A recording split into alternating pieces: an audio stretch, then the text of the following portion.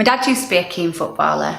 I mean, he wasn't Wayne Rooney by any stretch of the imagination, but he was really fit and did play in a Sunday League team. That was until his knees started playing him up. It all started going pear-shaped with his left knee first. He said he was in terrible pain. You could see it on his face. It were awful to see him like that. He were popping Brufen and paracetamol like Smarties. My mum said he made it worse by trying to carry on playing.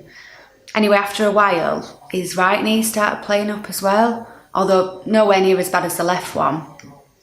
But he ended up just standing on the sidelines in the rain, shouting at the lads and going to the pub with them afterwards. He was really frustrated by it and it started to get him down. Playing football was his only real exercise, so you can imagine just how much weight he put on after a few months. I suppose all the post-match beers with the lads didn't help. Anyway, one day I was talking to my cousin Gary and he was asking if Dad was still playing. I told him he couldn't because the pain was too bad.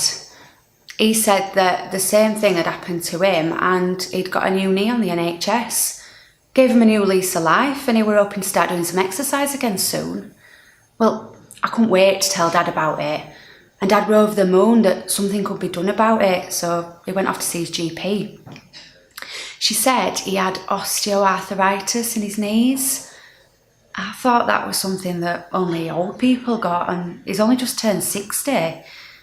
She asked him a load of questions about how the pain was affecting him, and he told her about having to stop playing football, about the weight he'd put on and the tablets he was having to take. Dad asked her about a knee replacement, and she said that there were some other things that she wanted him to try first before thinking about an operation. I must admit, when Dad told me this, I weren't best pleased, as my cousin had only had to wait 3 months and he were in.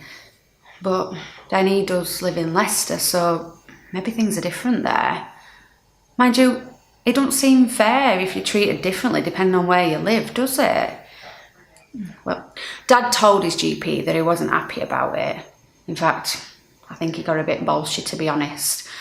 Mind you, I can understand that. He just wanted it sorted before it got any worse. Anyway, according to Dad, she wasn't having any of it. That makes it sound like she was being a bit off, doesn't it?